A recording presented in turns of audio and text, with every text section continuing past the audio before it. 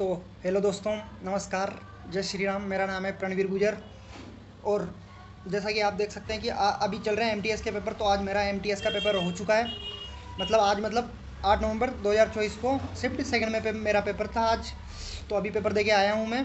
तो इसमें बताता हूँ, मैं आपको एनालिसिस दूंगा, डिटेल एनालिसिस देता हूँ और आपको थोड़ा बहुत पेपर के बारे में बताता हूँ, एमटीएस के पेपर के बारे में। तो पहला एमटीएस के बारे में ये कि 2 सेक्शन में बटा हुआ है पेपर। एक तो first section, second section. First section में है 2 सब्जेक्ट, रीजनिंग और मैथ, और सेकंड में है इंग्लिश और जीके जीएस। ठीक है। तो दोनों 45-45 मिनट के हैं। लेकिन आप ऐसा नहीं कर सकते कि आप जैसे पहला आया आपका मैथ रीजनिंग वाला सेक्शन, जो फर्स्ट सेक्शन है उसको 40 मिनट में ख़त्म करके उधर 50 मिनट ले लो। नहीं, पहला सेक्शन पर पूरा कंप्लीट होगा 45 मिनट का, भले से आपने 30 मिनट में किया हो, 40 मिनट में किया हो। उसी के बाद दूसरा सेक्शन आपका ओपन होगा वहाँ पे। तो ऐसा कुछ पैटर्न था पेपर का। अब चलते हैं मेरे अटैम्प्ट की तरफ। मैंने मैथ रीजनिंग में 20-20 क्वेश्चन अटैम्प्ट कर दिए पूरे के पूरे, क्योंकि मैंने देख लिया था वहाँ पे कि नेगेटिव मार्किंग बिल्कुल है ही नहीं। नेगेटिव मार्किंग नहीं है, ये नए बच्चों के लिए जो फर्स्ट टाइम पेपर दे रहे हैं, तो नेगेटिव मार्किंग बिल्कुल नहीं है। और अब 20-20 क्वेश्चन कर दिए, उसमें 40 मिनट में हो गया था लगभग। और अब जो सेकंड सेक्शन आया, सेकंड सेक्शन में जीके में मैंने किए 23 अटैम्प्ट और इंग्लिश में किए 25 पूरे अटैम्प्ट।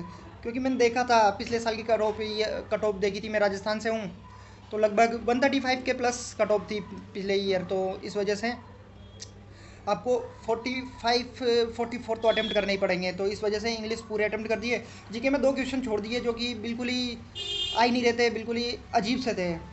जैसे कि एक क्वेश्चन था, जिंदगानी पुस्तक किसने लिखी थी। जिंदगानी पुस्तक, तो ये मैंने कभी पढ़ा ही नहीं था, ऐसा कुछ था ही नहीं। बाकी एक क्वेश्चन आया था जीके में, देखो, अन्नपूर्णा देवी कौन से म्यूजिकल इंस्ट्रूमेंट से संबंधित है। अब मैंने ये बुक पढ़ी है, वैसे तो खैर ये बुक बहुत भी अच्छी है, रोजगार विद अंकित सर की है, स्टैटिक जीके और जीएस की बुक है, बहुत शानदार बुक है। इसी में से मैंने बहुत सारे स्टैटिक्स के सारे टॉपिक कंप्लीट करे हैं। लेकिन वहाँ पे अजीब अजीब से क्वेश्चन आ रहे हैं।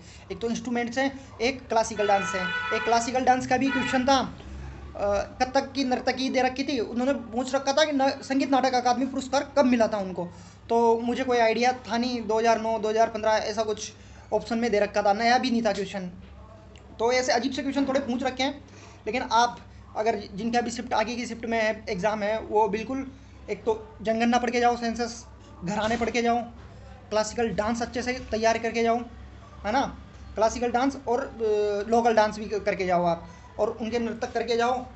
क्लासिकल डांस बिल्कुल बढ़िया से करके जाओ तो हो जाएगा, और म्यूजिकल इंस्ट्रूमेंट्स का करके जाना, और साहित्य करके जाओ, लेखक वगैरह थोड़ी बहुत बुक्स वगैरह देख लो। अगर आपकी किस्मत रही अच्छी तो आपकी अच्छा क्वेश्चन आ जाएगा। जैसे हमारी तो बुरी किस्मत थी, तो बेकार अजीब सा क्वेश्चन आ गया। एक पूछा था इन्होंने, आर्टिकल 21 पॉलिटिक्स हैं, आर्टिकल 21 पूछा हुआ है।